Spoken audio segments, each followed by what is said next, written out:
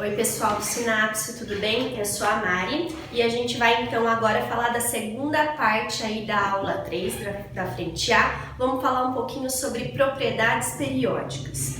Bom, quando a gente fala dessas propriedades, é legal vocês saberem o que é cada uma das propriedades e como que elas vão variar na tabela periódica, certo?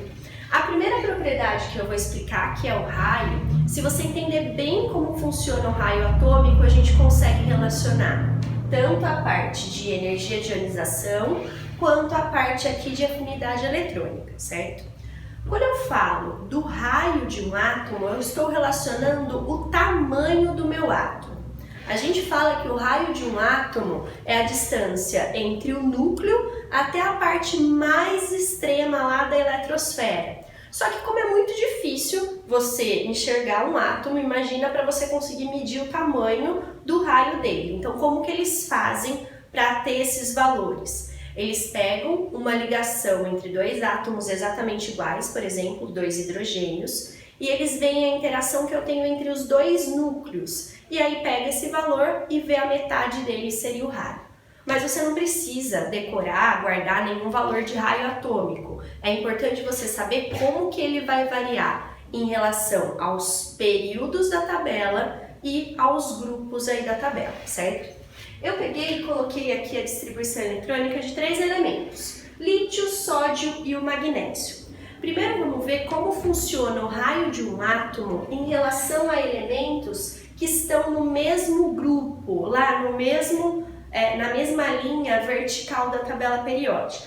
Então eu fiz a distribuição do lítio e do sódio, e se a gente olhar, os dois, apesar de terem um elétron na camada de valência, então eles estão na família 1A, eu tenho o lítio que tem só 2 camadas e o sódio que vai ter 3 camadas. Então quando a gente pega elementos que estão no mesmo grupo, quanto mais camadas eles tiverem, maior vai ser o seu tamanho, maior aí o raio. Então, se a gente for olhar para elementos que estão no mesmo grupo, quanto mais para baixo na tabela periódica, maior vai ser o seu raio. Agora, se a gente pegar, por exemplo, o sódio e o magnésio, os dois eles estão em grupos diferentes. Mas os dois, como tem a terceira camada, a camada de valência, os dois estão no mesmo período, ou seja, na mesma linha horizontal, certo? Quando a gente tem elementos que estão no mesmo período, não adianta eu ver um número de camadas, porque eles vão ter exatamente a mesma camada. Então, o que eu vou precisar olhar? Eu vou precisar olhar a quantidade de prótons que ele vai ter no núcleo, ou seja, o seu número atômico. O que a gente tem que ver? Tanto para o sódio quanto para o magnésio, eles têm os elétrons deles divididos em 3 camadas. Só que o sódio só tem 11 cargas positivas no núcleo, enquanto que o magnésio tem 12. Se eu tenho mais cargas positivas no núcleo, o que vai acontecer? Eu vou conseguir atrair os elétrons com uma intensidade maior. Então, se o núcleo atrai mais os elétrons, o que acontece com o raio? Ele acaba sendo um pouquinho menor. Então, para quando a gente tem elementos que estão no mesmo período, o que a gente tem que pensar? Quanto maior o número atômico dele, ou seja, mais prótons no núcleo, ele vai atrair mais os elétrons e automaticamente o seu raio vai ficar pequeno, vai ficar menorzinho lá. Então, por exemplo, entre o sódio e o magnésio, o sódio ele vai ter raio maior porque a quantidade de carga positiva que ele tem no núcleo vai ser menor. Então, se a gente olhar na tabela periódica, em relação aos elementos do mesmo grupo, o raio vai crescer de cima para baixo. Quanto mais embaixo, maior o raio. Já em relação a elementos que estão no mesmo período, o que eu tenho que ver? Os elementos que estão aqui à esquerda, o número atômico deles é menor. Então, se eu tenho um número atômico menor, tenho menos carga positiva no núcleo, o que vai acontecer? O raio vai ser maior. Então, vai crescer da direita para a esquerda. Se a gente pegar o frâncio, ele é o elemento que tem o maior raio aí da tabela periódica. Então lembra sempre que eu tenho que levar em consideração duas coisas. O número de camadas, quanto mais camadas, maior o raio, e o número de carga positiva que eu tenho no núcleo. Se eles têm o mesmo número de camadas, quanto menos carga positiva no núcleo, maior o raio, certo? Por que eu falei que o raio era importante? Porque o raio está diretamente relacionado com a segunda propriedade periódica, que a gente chama de energia ou potencial de ionização. O que seria essa energia? É a energia que um átomo ele tem que absorver para poder liberar um elétron, ou seja, a energia que ele absorve para poder virar um cátion. Agora vamos pensar o seguinte: se eu tenho um átomo que ele é pequenininho, raio pequeno, eu tenho muita interação entre a carga positiva do núcleo e os elétrons lá da eletrosfera. Pensa como se fosse um ímã. É muito difícil desse elétron sair, então o que ele vai precisar? Absorver muita energia para conseguir perder o elétron. Então, se o meu raio é pequeno, a energia de ionização vai ser alta. Agora, se eu tenho um átomo grande, raio grandão, o elétron que está lá na eletrosfera, ele não tem tanta atração pelo núcleo. Então, é mais fácil desse elétron ser perdido, ele não vai precisar absorver tanta energia. Por isso que quanto maior o raio, menor a energia de ionização, certo?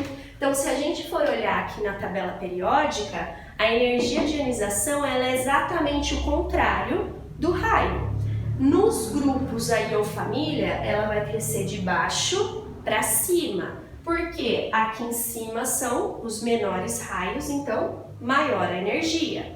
Agora, em relação aos elementos que estão no mesmo período, vai crescer da esquerda para a direita, porque aqui é que a gente tem os menores raios. Se a gente pegar aqui, no grupo 18 eu não tenho os gases nobres. Gases nobres, eu não falei para vocês que eles não querem fazer ligação, não quer, ele já está estável, então ele não vai querer perder elétron. Para você conseguir tirar um elétron de um gás nobre, ele tem que absorver muita energia para que isso aconteça, certo? Então lembra, o raio eu estou vendo o tamanho, a energia de ionização eu penso na força que eu tenho que fazer para tirar o elétron, certo? Bom, esse tópico que eu coloquei aqui para vocês, eu coloquei afinidade eletrônica e eletronegatividade junto, porque para você conseguir entender um, você tem que entender o outro aí também.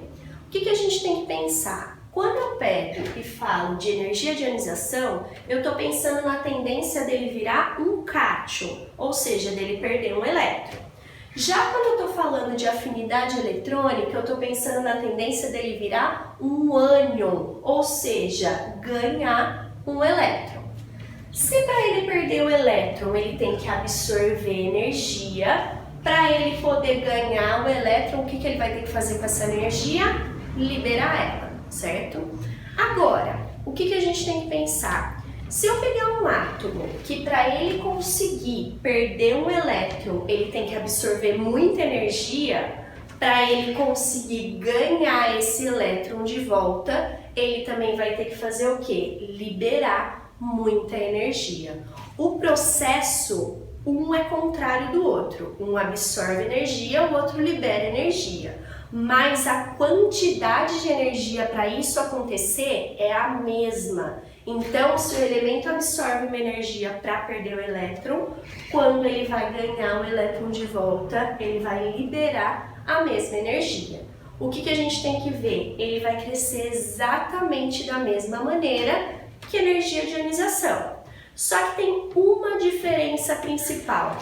Aqui na energia de ionização, o que eu fiz? Eu excluí o grupo 18, excluí os elementos aqui da família dos gases nobres. Por que eu fiz isso? Eu falei para vocês que os gases nobres são estáveis, certo? Se ele fosse ganhar um elétron, é só porque ele está fazendo ligação química com alguém. Ele não conseguiria ganhar um elétron se ele não fosse fazer uma ligação química. E eu falei que gás nobre não quer fazer ligação, que ele já é estável. Então a gente não vê a afinidade eletrônica para gás nobre, certo? Agora, por que eu falei que eletronegatividade estava relacionado? Pensa assim, afinidade a gente tem com quem a gente gosta, certo? A afinidade eletrônica é quem gosta muito de elétrons. Então, eletronegatividade vai ser o quê? A tendência de atrair esses elétrons em uma ligação química. A gente vai ver numa próxima aula, ligação iônica ela vai acontecer com alguém que tem muita tendência a perder elétron e alguém que tem muita tendência a ganhar esses elétrons, ou seja, alguém que é muito eletronegativo. Se eu estou excluindo aqui os gases nobres, o elemento que vai ser mais eletronegativo que a gente tem vai ser o flúor. De todos os elementos da tabela, ele que tem maior tendência a atrair os elétrons em uma ligação química. Eu vou falar bastante sobre essa propriedade na próxima aula aí sobre ligações, certo? O que a gente tem contrário à eletronegatividade? Caráter metálico ou positividade, que seria o quê? A tendência a perder elétrons, a tendência a virar um cátion. O que vai ser diferente? Vai ser contrário a isso daqui. Eu tenho que pensar o seguinte, os meus elementos com raio grande, não é fácil para ele perder o elétron, não tem baixa energia de ionização, então eles vão ter tendência a virar cátions, certo? Essas 4 propriedades, elas são as mais importantes aí, as que mais aparecem nos exercícios. Lembra que eu coloquei as duas aqui junto porque elas falam praticamente a mesma coisa. Agora, essas outras 2 propriedades eu coloquei porque tem alguns exercícios mais específicos que vão abordar essas propriedades aqui. A primeira, que a gente fala aí de volume atômico, o que a gente tem que pensar? O volume que eu vou relacionar aqui nessa propriedade não é só em relação ao tamanho do átomo. Também vai ser em relação à interação que eu tenho entre esses átomos. Se elas têm uma interação maior ou menor, o volume aí vai variar, certo? Como que ele vai variar? Nos grupos, que são as nossas linhas verticais, de cima para baixo. Por quê? Não é aqui embaixo que eu tenho maior raio. Quem tem maior raio automaticamente vai ocupar um maior volume, certo? Agora, por que nesse caso, nessa região aqui, eu também tenho átomos que têm o maior volume, se não são necessariamente os maiores raios? Se a gente pegar essa região aqui, eu tenho vários gases. Tenho os gases nobres, aqui eu tenho alguns metais que são gasosos, e gás tem tendência a ocupar um volume maior. Por isso que quando a gente fala da parte de volume, vai crescer de cima para baixo nas famílias e nos períodos do centro para as extremidades. Aqui eu tenho volume grande porque eu tenho raio grande. Aqui eu tenho volume grande porque eu tenho gases, certo?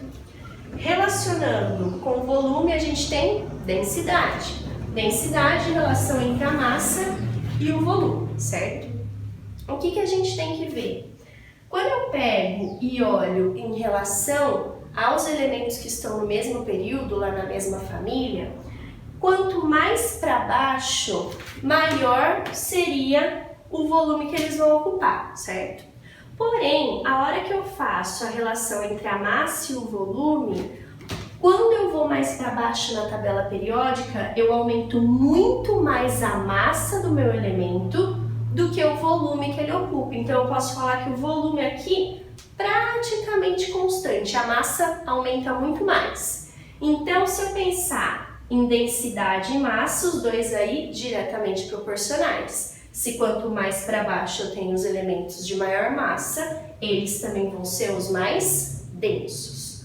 Agora, em relação aos períodos, a massa não muda tanto. O que vai mudar mais vai ser o volume. Então, se a minha massa ela é praticamente constante nos períodos, o que eu tenho que ver? Densidade e volume são inversamente proporcionais. Se eu pego e vou aumentar a densidade, o meu volume tem que ser pequeno. O ósmio aí é o elemento mais denso da tabela periódica. No entanto que às vezes quando fala em exercícios que envolvem metais pesados, esses metais pesados eles vão estar se concentrando aqui no centro da tabela, certo?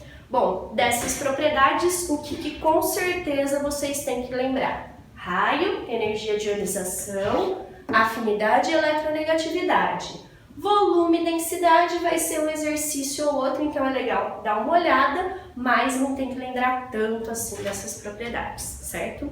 Eu vou encerrar esse vídeo, resolvam aí os 5 exercícios, depois eu venho para resolver com vocês. Até a nossa próxima aula!